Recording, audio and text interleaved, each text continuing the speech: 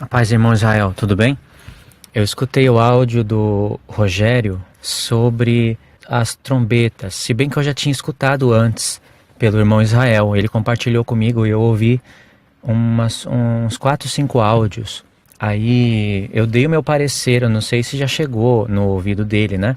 Ou se ele já sabe como eu interpreto as trombetas. Eu tenho 2 áudios aqui que eu mandei para alguns irmãos. É um estudo do paralelo que existe entre as trombetas e os selos. Os 7 selos e as 7 trombetas. E também as 7 taças. Como Deus cruza esses paralelos e faz reflexo até com os 7 dias da criação. Também com as 7 festas. A 7ª trombeta, ela está em paralelo com a 7ª festa. É claro que toca a 7ª trombeta primeiro, mas a 7ª trombeta é uma convocação para a gente ir para os tabernáculos. Lembra quando Paulo fala, no ressoar da última trombeta, os corpos vão ressuscitar, incorruptíveis? Fala do arrebatamento, né? Em 1 Coríntios 15. E esse ressoar da última trombeta, de onde é que ele tirou isso, se ele não tinha Apocalipse? Ele tirou isso das festas. Então o povo, eles tinha vários toques de trombeta. Isso é bem difícil de explicar, assim, bem resumido. Mas o povo ouvia a trombeta desde o monte para se congregar. Eles ouviam a trombeta 6 vezes. O 7º toque da trombeta convocava todo o povo para subir aos tabernáculos. Tem que prestar muita atenção em número 10 para entender isso. Por isso que ele fala que é um grande mistério. Então a 6ª trombeta convocava o povo para a 6ª festa. Eles ouviam a trombeta e eles tinham que se reunir. A trombeta chamava eles para subirem ao monte e celebrar as festas. E a 7ª trombeta era a convocação para eles subirem à festa dos tabernáculos. Então essa é a última trombeta. Mas como é revelado nos profetas que a festa dos tabernáculos é o milênio, então Paulo viu que para entrar nesse milênio, como está em Zacarias 14, é um tempo no qual não tem como encaixar no nosso tempo, tem que ter os corpos glorificados, é o reino de Cristo na terra. E tem vários outros textos para explicar isso. Então essa seria a explicação baseada no livro da lei, da última trombeta. E Deus, querendo confirmar isso, pegou todos os seus eventos que ele queria mostrar para nós e escolheu justo a 7ª trombeta, em Apocalipse, para mostrar o encontro de Cristo com a igreja e o castigo na terra e o início da festa dos tabernáculos. Agora, em relação às trombetas do Apocalipse, se é literal ou espiritual, creio que acontece os dois, literal e espiritual. Mas eu ouvi o áudio do irmão, acho que é Rogério. Aí você pode compartilhar no grupo, né? É claro que a minha opinião vai ser diferente, mas a minha intenção não é mostrar que ele está errado, que eu estou certo. Não é isso, porque eu já passei dessa fase. A minha intenção é colocar um ângulo para os irmãos meditarem. Porque mesmo agora, com o canal, com o vídeo gravado que eu tenho, eu mudo de opinião quando é me apresentado algo coerente. Eu mudo de opinião porque a minha intenção não é vender livro, vender CD. A minha intenção é seguir o que a palavra está falando. Mas a gente precisa um dos outros para se ajustar. E eu sou ajustado. O pastor Felipe, ele aprendeu muita coisa das 2 casas e das festas comigo. Só que um dia ele me falou sobre o cavaleiro de Apocalipse. Eu não sei como vocês creem, mas eu cria que era Jesus. Eu não creio mais assim porque ele me mostrou algo coerente. Então, uma pessoa que aprendeu muita coisa comigo fez eu mudar de opinião. Eu já tinha vídeo gravado no canal falando que era Jesus com um monte de base, pondo Efraim e Judá no meio. Mas eu vi, realmente não tem coerência ser Jesus, o cavalo branco. Pelo menos é assim que eu entendo. E agora eu tenho base mais sólida. E tem outros pontos também que eu mudei, através de outros irmãos que aprenderam comigo. Só que eu mudo quando é me apresentado um argumento batendo com todas as bases bíblicas. Então você pode compartilhar esse áudio no grupo para os irmãos meditarem. Se os irmãos acharem que não concorda, não tem problema. Mas eu acho bem conexo as coisas que eu vou mostrar. E o irmão que falou das trombetas, ele me conhece, então ele sabe, né, como é que eu sou. Ele usou os profetas para mostrar que aquela saraiva que é misturado com sangue, né, e cai fogo, e cai na 3ª parte da terra, e pega a 3ª parte da árvore da terra, ele pegou as palavras e caiu nos profetas para buscar o significado, né? E o que eu lembro aqui é que ele falou que a Saraiva, ou o Granísio, né, disse que ele rebate a mentira, né? Ele vai contra a mentira, é uma verdade que vai contra a mentira. E essa ideia, para mim, foi ampliada. Não é uma ideia que eu vou mudar de como eu interpretava. Para mim, é uma ideia que foi ampliada. Eu posso crer que vai vir realmente granízio do céu, literalmente, e que vai bater na terra e vai consumir a terça parte da terra. Só que aí está a diferença. Que terra que as pessoas estão imaginando? As pessoas estão imaginando o planeta Terra, que vai cair em cima dos prédios, que vai consumir a terça parte da terra de uma vez só. E a terra que é referida ali não é a terra inteira, é Israel. É onde vai estar a grande Babilônia. É onde supostamente o povo vai achar que vai ter paz e segurança. E Deus vai começar a estreitar os caminhos do povo apóstata. É claro que o povo apóstata está espalhado pelo todo mundo. Mas quando a gente cai nos profetas, a gente vai ver que a Terra, em muitos textos de Apocalipse, não é o planeta Terra inteiro, e sim Israel. Então, baseado nisso, vai ser realmente rebatendo as mentiras. Porque as duas testemunhas vão estar profetizando todos esses eventos. E conforme elas profetizarem, vai acontecer. Então o mundo vai testemunhar que elas estão falando a verdade. E Deus poderia ferir a terra, de Israel no caso, que vai ser o epicentro dos castigos de Deus, vai acabar batendo em outras nações também, rebatendo, né? A consequência vai atingir outras nações. Mas o epicentro dos acontecimentos, segundo o Apocalipse e os profetas, é Israel. Sempre foi Israel. Então, o povo vai ver que está vindo o sinal do céu, conforme elas estão profetizando. E uma trombeta vai trazendo a consequência de outra. Por exemplo, a besta, quando ela se levantar na metade da semana, que eu vejo ali claramente na quinta trombeta, em paralelo com o quarto, quinto selo, quando a besta se levantar, ela vai começar a marcar as pessoas. E a marca da besta não é chip, não é o que a gente vê por aí. Mas a marca da besta, ela consiste no símbolo que está no Islã, é as letras gregas que formam o 666. E não é só isso. A marca da besta é muito ampla para se interpretar. E revela a identidade desse reino, que bate com o Islã. Então, já que vai haver fome, vai haver sede, vai ter que ter um controle de alimentos, a besta vai começar a querer marcar as pessoas para não comprarem e nem venderem. Porque o Islã vai dominar o mundo. Isso está previsto até pelo mundo que não estuda a Bíblia, que o Islã vai dominar o mundo. Eles mesmos sabem que eles vão dominar o mundo porque está profetizado no Alcorão que eles vão dominar o mundo. E o Alcorão só pôde profetizar isso porque catou da Bíblia. O diabo catou da Bíblia essas coisas e fez o Alcorão. Então, eu vou passar em um próximo áudio, para não ficar muito grande, uma leitura da primeira trombeta. Aí explico resumidamente as consequências das outras trombetas que o irmão disse que teria problema se a gente interpretasse a primeira trombeta literal, teria problema com as outras trombetas. Então eu vou mostrar que não há problema, não teria problema nenhum. E falando da quinta trombeta, né, que ele falou que seriam trevas, que iria desligar o disjuntor do trono da besta, ou seria trevas espirituais. Eu já vejo diferente. O próprio trono da besta já é trevas espirituais, ou vai ser luz. A espiritualidade de trevas já existe por ser o próprio trono da besta. Então não tem trevas espirituais.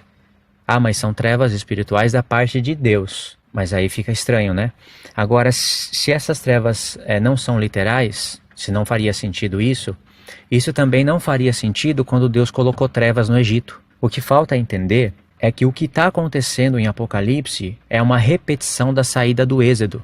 A mulher indo para o deserto com asas de águia, isso está lá no Êxodo. Se vocês fizerem as contas, do dia 14 de Nissan do primeiro mês até eles chegarem no Monte Sinai, deu 47 dias exato. E aí chega no Sinai, Deus fala que no terceiro dia ele desceria do céu. Se você conta, dá 50 dias. No dia 50, que nos lembra o Pentecoste, festa das primícias, né? Mas é o Pentecoste no dia 50, tem a entrega da Torá e dos mandamentos. Então eles saíram no dia 14 e 50 dias depois estavam no Sinai. E aí continua a sequência das festas, que não dá para falar agora. Então isso é tremendo. Outra coisa tremenda que deveria ser ampliada e levada em conta aí, é que eles ficaram 430 anos no Egito. Mas os primeiros 30 anos, eles ficaram com aquele primeiro faraó que conhecia José. Então foram repartidas terras para eles, eles não eram escravos. Mas Deus profetiza 400 anos de escravidão. E quando deu o dia 14 de Nissan, nesse dia acabaram os 400 anos. E eles foram libertos por Moisés, mediador da antiga aliança, que é a figura de Cristo, mediador da nova aliança. E essa repetição está em Apocalipse 12. Até as pragas que caíram no Egito, algumas delas estão lá em paralelo com as pragas, com as taças da ira de Deus, são os flagelos, as pragas. Agora, se você pega 30 dias, como é de fato que se faz as contas, né? 1260 dias em Apocalipse e os 42 meses, esse cálculo é feito por 30 dias, que é o calendário lunar. Se você pega 30 dias por 12 meses, você vai ter 360 dias. É o calendário lunar. 360 dias é um ano. Se você pega 360 dias vezes 400 anos, que é o tempo que eles ficaram no Egito, e o calendário que eles obedeciam era o lunar, o calendário que Deus estabeleceu a princípio, você vai ter 144 mil dias. Isso é incrível. Isso não pode ser bolado pela cabeça humana. Então, quando deu 144 mil dias de escravidão, eles foram libertos. Isso mostra duas coisas, que para cada dia Deus formava um eleito. Para cada dia de escravidão, ele formava um eleito. Claro que não é literal aí no caso, mas o número é simbólico, né? E quando inteira dia 14 de Nissan, eles são libertos e eles vão para o deserto com asas de águia, aí está os 144 mil que está em Apocalipse, no mesmo contexto de tudo, né? Que eu estou falando. Então o número 144 mil se forma. A mesma ideia acontece no sexto dia da criação. 6 dias, contando por horas, no sexto dia dá 144 horas. E depois disso vem o sétimo dia, que é o descanso de Deus. Então tudo isso é levado em conta quando a gente vai fazer os cálculos e os paralelismos. Aí no próximo áudio eu vou ler só a primeira trombeta e vou mostrar quais são as coisas que eu vi que não estão sendo levadas em conta na hora de falar das trombetas em Apocalipse. E lembrando, as trevas, que está lá na quinta trombeta, são trevas mesmo. E diz que os homens remordiam a língua de tanta dor. Então as trevas espirituais, eles mesmos já são por si só as trevas espirituais. E assim como Deus foi poderoso para fazer trevas no tempo dos egípcios e luz na casa dos israelitas, assim Deus pode fazer da mesma maneira. Qual seria o problema de no passado Deus ser poderoso para fazer isso como castigo e no futuro não fazer sentido isso? É assim que eu vejo, né? Aí também eu encontro um paralelo da quinta taça, é onde acontece isso, com a quinta trombeta. Porque na quinta trombeta é que eu vejo que aquela estrela cai do céu e faz tudo aquilo, aquela é o anticristo. Abaddon e Apolion, ele é rei dos gafanhotos. Esse rei dos gafanhotos é revelado como o rei da Assíria em Naum. Ele é príncipe dos gafanhotos. Em Provérbios fala que os gafanhotos não têm rei, mas ali não são gafanhotos literais. E aquele rei não é literal, não é um gafanhoto literal. Ele é rei dos gafanhotos, como está em Naum, né? É o rei da Assíria, é o Império Assírio revivido. Então, essa quinta taça está em paralelo com a quinta trombeta, já que é na quinta trombeta que ele recebe o trono. E é justo na quinta trombeta que a gente vê ali a marca, a questão da marca. Então isso revela metade da semana. Assim como a quarta trombeta, que aparece o sol, a lua, as estrelas, assim também a quarta taça é ferido o sol. Não aparece a lua, as estrelas, mas aparece o sol. Então existe esse reflexo de paralelismo que é muito interessante. No próximo áudio eu tento falar essa parte da trombeta, tá? Eu vou ler um texto aqui que está em Ezequiel capítulo 7. Lembrando que em Ezequiel capítulo 9 a gente vai ter aquela questão do selamento, que é bem semelhante ao selamento que está em Apocalipse. Ezequiel, assim como Daniel, como Jeremias, né, a gente vai ter reflexos em Apocalipse, até os mesmos textos. Ezequiel, ele come o livrinho e ele começa a profetizar ais, né? E acaba lá a sua profecia lá numa cidade que lembra Nova Jerusalém. Assim aconteceu com João. Ele comeu aquele livrinho que eu vi no áudio, né, que o irmão disse que é o mesmo livrinho que Ezequiel comeu. No caso, eu penso que não é o mesmo livrinho, mas é a mesma ideia. Porque o livrinho que João comeu, que estava aberto, é o livro de 7 selos, é o livro selado de 7 selos. Aquele livro selado de 7 selos, ele contém toda a revelação de Deus desde a fundação do mundo. Ele contém os 7 milênios da revelação de Deus. E é claro que vai ter aquele paralelo com os últimos 7 anos. Deus é poderoso para fazer isso, assim como ele fez com as 7 igrejas. Toda a revelação do que acontece debaixo do sol está ali naquele livro. Então, comer o livro significa estudar para poder profetizar.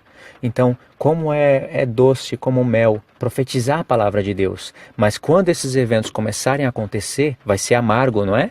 E aquele livrinho profetiza o dia do Senhor, que é o dia do Senhor é amargo. Então, existe essa ideia que foi falada ali em Apocalipse 10, que teria que ser ampliada com um texto tremendamente revelador, quando fala que é necessário que João profetize outra vez, assim está no grego. Não que ainda profetizes para continuar profetizando, mas que profetizes outra vez a povos, línguas e nações e reis. Então, quando a gente cai em Apocalipse 11, a gente vê sendo retomadas as profecias de Daniel 11, mesclada com as visões de Zacarias, a grande Babilônia, que foi profetizado já a queda da Babilônia em Isaías. Então as profecias estão sendo retomadas. É necessário que aconteça isso, porque as profecias que foram profetizadas antes não tiveram o pleno cumprimento. Então, só para lembrar disso daí, né, que foi falado, do livrinho. Essa é a ideia do livrinho. Então, aqui em Ezequiel capítulo 7, fala assim, ó, no verso 1. Demais veio a palavra do Senhor a mim, dizendo: E tu, ó filho do homem, assim diz o Senhor Deus, a terra de Israel. A gente não pode inventar aqui. A palavra está sendo dita a terra de Israel. Vem o fim sobre os 4 cantos da terra. Essa mesma expressão está em Apocalipse 7. Agora vem o fim sobre ti, está falando de Israel, e enviarei sobre ti a minha ira, e te julgarei conforme os teus caminhos, e trarei sobre ti todas as tuas abominações. E não te pouparei, nem terei piedade de ti, mas eu te punirei por todos os teus caminhos, enquanto as tuas abominações estiverem no meio de ti, e sabereis que eu sou o Senhor. Aí diz assim, assim diz o Senhor Deus, mal sobre mal, eis que vem. Vem o fim vem, despertou-se contra ti, e eis que vem. Eis o dia, eis que vem. Veio a tua ruína, já floresceu a vara, já brotou a soberba. A violência se levantou em vara de iniquidade. Nada restará deles, nem da sua multidão, nem dos seus bens, não haverá iminência entre eles. Vem o tempo, é chegado o dia. Não se alegre o comprador, e não se entristeça o vendedor, pois a ira está sobre toda a multidão deles. Aqui é o tempo da ira de Deus. Ó, o verso 14. Já tocaram a trombeta e tudo prepararam, mas não há quem vá à batalha, pois sobre toda a multidão deles está a minha ira. Então aqui fala de trombeta, né? Já é o assunto que está sendo falado. No verso 16 aqui, ó. E se escaparem alguns sobreviventes estarão sobre os montes, como pombas dos vales, todos gemendo, cada um por causa da sua iniquidade. Todas as mãos se enfraquecerão, e todos os joelhos se tornarão fracos como água, e se cingirão de sacos, e o terror os cobrirá. E sobre todos os rostos haverá vergonha, e sobre todas as cabeças calva. Então, a gente leu aqui um pedaço do capítulo 7, para pegar a conexão. A gente leu, eu estou lendo, vocês vão ler tudo, verificar tudo. Eu li o capítulo 7 e criei a conexão que o fim vem nos 4 cantos da Terra. Lá em Apocalipse tem essa ideia. A gente pensa que é o planeta Terra inteiro, mas segundo Ezequiel, não é o planeta Terra inteiro. E tem que entender melhor ali a ideia daqueles 4 anjos retendo os 4 ventos da Terra. Não é algo que a gente imagina ali e interpreta por ali. É algo que tem que cair nos profetas. Só que eu não posso escolher as palavras, algumas delas, para ir buscar nos profetas. Eu não posso escolher a palavra granízio, a palavra trombeta e ir somente com isso para os profetas, para ir depois voltar ao Apocalipse. Eu tenho que ir com todo o contexto, com toda a ideia. E quanto mais profeta, mais luz. Então no verso 7 tem essa ideia dos 4 cantos da terra, do tempo da ira. E para confirmar, e no verso, por exemplo, em Ezequiel 9 tem o selamento. Em Ezequiel 5 vai ter outra ideia que confirma isso. E tu, ó filho do homem, toma uma espada afiada, como navalha de barbeiro a usarás, e a farás passar pela tua cabeça e pela tua barba. Então tomarás uma balança e repartirás os cabelos. Daqui parece loucura, né? Mas é um simbolismo que Ezequiel tinha que fazer. A terça parte queimá-la-ás no fogo. A terça parte é do cabelo, né? A terça parte queimá-la-ás no fogo, no meio da cidade, quando se cumprir os dias do cerco. Aí diz, tomarás outra terça parte, e com uma espada feri-la-ás ao redor da cidade, e espalharás a outra terça parte ao vento, e eu desembaiarei a espada atrás deles. Essa questão de terça parte aparece nitidamente lá nas trombetas. E o que é isso se não for guerra? Eu desembaiarei a espada atrás deles. Ou seja, as trombetas não é apenas um anúncio de guerra. Ela é um anúncio e é a guerra. Vai ser pré-anunciado, mas vai ter o tempo em que vai acontecer. Por isso que as testemunhas são conhecidas como profetas de Deus, porque profetiza e se cumpre. Elas profetizam a guerra, mas elas não morrem sem que a guerra aconteça.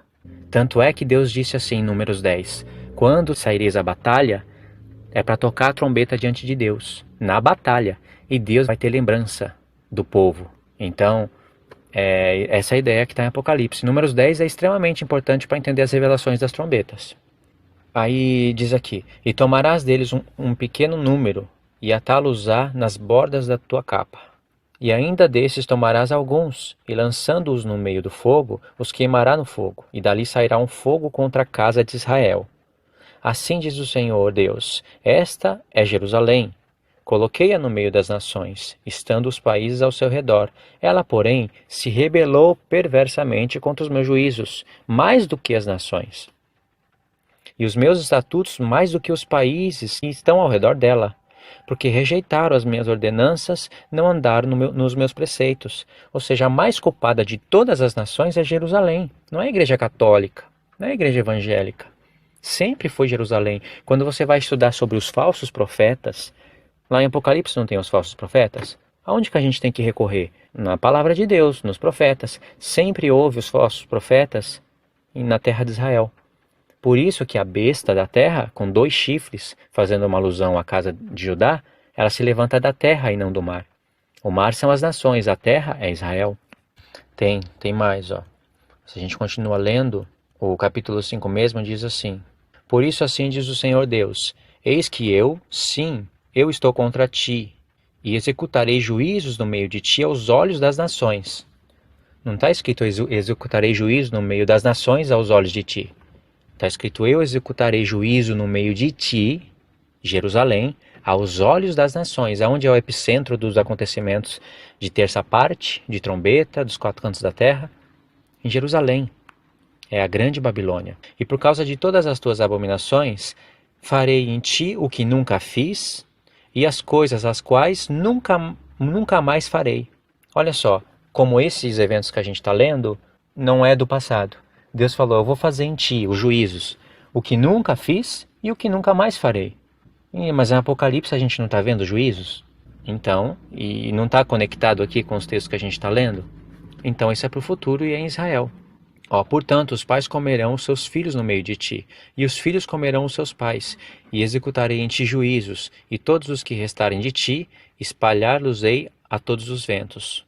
Portanto, tão certo como eu vivo, diz o Senhor Deus, pois que profanaste o meu santuário, a profanação do santuário. Quem é que profana o santuário? Fala, foram as nações, né? As nações que profanam o santuário, porque as nações calcarão aos pés ao átrio, né? Calcarão os pés ao átrio, mas o santo foi separado. Mas quem é que faz aliança? Assim como foi no tempo de Antíoco Epífanes, a culpa é de Jerusalém. Então diz, pois que profanaste o meu santuário com coisas detestáveis, e com todas as tuas abominações, também eu te diminuirei, e não te perdoarei, nem terei piedade de ti. Uma terça parte de ti morrerá de peste, e se consumirá de fome no meio de ti, e outra terça parte cairá a espada em redor de ti, e outra terça parte espalhá-la-ei a todos os ventos, e desembaiarei a espada atrás deles. Assim se cumprirá a minha ira, ao tempo da ira, e satisfarei neles o meu furor, e me consolarei, e saberão que eu sou o Senhor. que tenho falado no meu zelo, quando eu cumprir neles o meu furor. Demais, te farei uma desolação, e objeto de opróbrio entre as nações que estão ao redor de ti, à vista de todos os que passarem. Bom, é esse daí, né? Aí quando a gente vai ler o Apocalipse, já dá para entender a trombeta. Tem como ela ser literal ali a partir da primeira trombeta. O castigo que está ali nas trombetas, ele é literal, porque eu ouvi no áudio, né? O irmão disse que o fogo bate, o fogo que vem do céu, vem do santuário, é um fogo de purificador, né? Aí ele bate na terça parte da terra, nas árvores, que foi dado o exemplo de Nabucodonosor, e nas ervas da terra, e queima a terça parte. Mas não é queimar de destruição, e sim, como é que é? As ervas são pastos para as ovelhas, e aí se queima o pasto, automaticamente não teria alimento para as ovelhas. Mas se é no tempo das duas testemunhas, como não teria alimento para as ovelhas? Se é um povo que diz Joel, que se levanta, nunca houve um povo semelhante àquele e nunca mais haverá. Alimento vai ter de sobra. Então, essa parte eu não entendi. E o fogo que está ali caindo, pela lógica literal, o fogo, não pela lógica literal, eu digo, pela lógica natural, o fogo bate na erva e não purifica a erva. O fogo bate na árvore e não purifica a árvore. Agora, fogo batendo no ouro, na prata e pedra preciosa purifica. A ideia é diferente. E diz que foi destruído, foi queimado.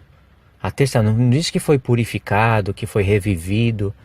Falou, foi queimada a terça parte da terra. Qual a ideia que você tem quando você lê que o fogo cai com granizo misturado com sangue e é queimado? O sangue que vem é testemunho dos sangues que foram derramados. Por isso que Deus quer que tenha sangue. Não é que o sangue porque eu não sei se eu entendi bem, mas é o sangue de Jesus que vem do céu? Eu não entendi isso daí, porque diz fogo misturado com sangue. Eu creio nisso, mas o sangue de Jesus, isso eu não entendo. Eu não consigo repetir a ideia porque eu não estou entendendo. Vai vir sangue de Jesus com fogo do céu e vai bater nos templos, nas congregações que andam desobedientes e vão purificar elas. As duas testemunhas, elas estão cheias da palavra de Deus e fogo sai da boca e faz o quê? O que está escrito? Devora os adversários. Não diz que purifica eles. E tem uma coisa que eu quero ler, que é um desafio. Apocalipse 7. Depois disto, vi 4 anjos em pé nos 4 cantos da terra. Essa ideia aqui, ela se originou aqui? Não se originou, ela está em Ezequiel. Retendo os 4 ventos da terra, para que nenhum vento soprasse sobre a terra, sobre o mar, nem contra árvore alguma. Então, esses ventos estão sendo retidos para que não sopre sobre árvore, né, sobre o mar, sobre a terra. Aí diz a ideia, aqui ó, a ideia que está sendo apresentada. E vi outro anjo subir do lado do sol nascente, tendo o selo do Deus vivo. Esse anjo é Cristo, ele tem o selo de Deus, é o selamento. E clamou com grande voz aos 4 anjos. Presta atenção nisso. Aos 4 anjos que fora dado para que danificasse a terra e o mar. Quais são os anjos que danificam a terra e o mar? São os mesmos que têm as trombetas. Esses são os 4 primeiros anjos, que são as 4 primeiras trombetas, que danificam a terra, o mar e as árvores, as ervas. Por isso que João fala, aqueles que fora dado danificar, porque eles vão danificar. É danificar, causar dano, não é purificar. Mas existe um tempo certo para que isso aconteça. E esse anjo que tem grande autoridade, que vem do lado do sol, que tem o selo do Deus vivo, ele diz, não danifiqueis a terra, nem o mar, nem as árvores, até, aqui está o ponto, até que selamos. O anjo não sela sozinho, Cristo, ele trabalha com a igreja. Os 4 cantos é para a gente ter a ideia dos 4 cantos da terra. Sim, do mundo, mas o epicentro dos acontecimentos das trombetas é conforme está em Ezequiel, em Israel. até que hajamos assinalado na sua fronte os servos do nosso Deus. Então, não pode danificar, não se começa a tocar trombetas até que os eleitos estejam assinalados. Aí vai falar do número, certo? Aí aqui, Apocalipse 8. Quando abriu o 7º selo, fez silêncio no céu, quase por meia hora. Aí aqui é o dia da expiação. Aí vai ter essa parte do incensário, que já foi falado, né? Eu vou passar essa parte para resumir. Aí diz aqui: o primeiro anjo tocou a sua trombeta, e houve saraiva e fogo misturado com sangue, que foram lançados na terra, e foi queimada a terça parte da terra, a terça parte das árvores e toda a erva verde. Não foi falado que não podia fazer isso até que assinalasse os servos de Deus? Então aqui eles estão assinalados. Deu para entender? O segundo anjo tocou a trombeta e foi lançado no mar, com um grande monte ardendo em fogo, e tornou-se em sangue a terça parte do mar. O mar aqui seria o que? As nações? O sangue de Jesus? Não sei qual seria a ideia, né? Mas eu vejo a ideia literal aqui. Eu vejo semelhante ao que aconteceu no tempo do Egito. E morreu o sangue, e assim, segundo o flagelo diz, e morreu a terça parte das criaturas viventes que havia no mar, e foi destruída a terça parte dos navios. Se vocês pararem, se a gente não interpreta isso literal, interpreta espiritual, eu não sei qual seria a interpretação, mas se interpretar literal, só esse efeito aqui de destruir a terça parte dos navios e haver esse sinal no mar, só isso daqui vai causar um reboliço nas nações.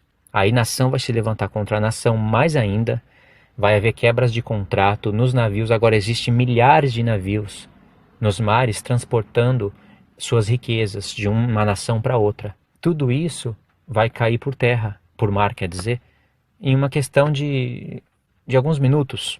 É tempo de confusão, e isso vai ser testemunhado pelas testemunhas de Jesus. Então aqui diz: o terceiro anjo tocou a sua trombeta, e caiu do céu uma grande estrela, ardendo como uma tocha, e caiu sobre a terça parte dos rios e sobre as fontes das águas. Aí aqui fala o nome da estrela, né, e diz que morreram os homens. É claro que a quinta estrela de Apocalipse, a quinta estrela não, a estrela da quinta trombeta já parte para algo espiritual. Mas aqui ainda eu vejo a literalidade. E se eu caio nos profetas, Deus fala que vai dar absinto. Acho que em Jeremias fala que vai dar absinto para os falsos profetas. Quando diz aqui que foi ferida a terça parte do sol, da lua e das estrelas, eu interpreto isso literalmente. Eu não interpreto algo espiritual. Até a quarta trombeta eu estou partindo para literalidade. A parte espiritual é que nem tem alguns textos que a gente vê o literal e o espiritual junto. Então essa seria a ideia, né, que eu estou apresentando.